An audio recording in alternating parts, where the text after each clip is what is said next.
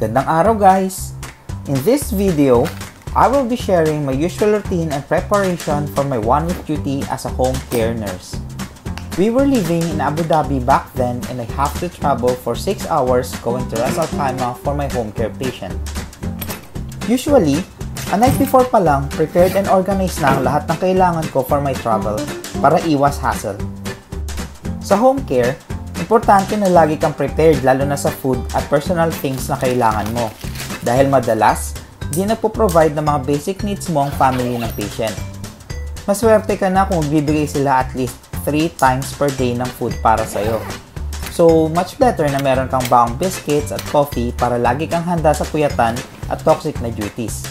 At syempre, in preparation, importante na meron kang enough rest para sa isang linggong pag-stay sa bahay ng pasyente.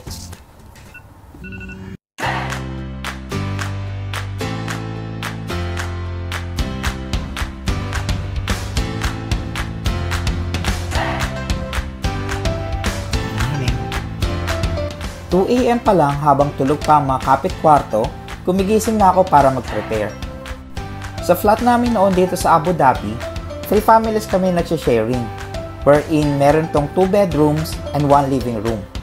Sa living room kami nakatira, kaya kung napapansin ninyo, nakakover lang ng kartulina yung glass door namin para sa privacy. Dahil limited lang space sa flat, sa kitchen na rin ang dining area.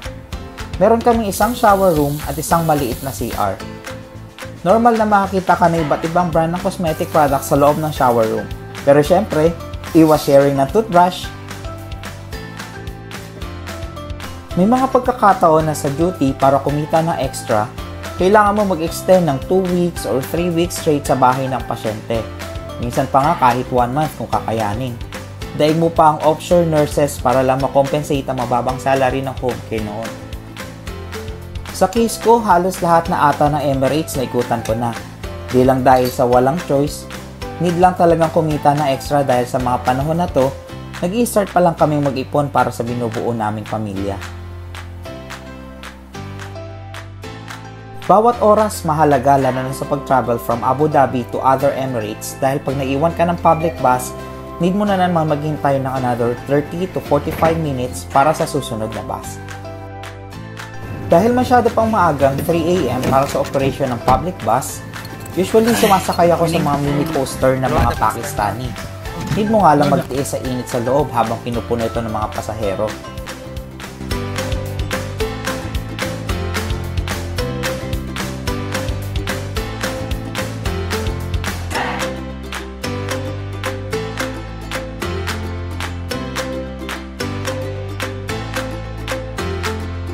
Almost 2.5 hours ng travel time from Abu Dhabi to drop-off place sa metro station ng Dubai.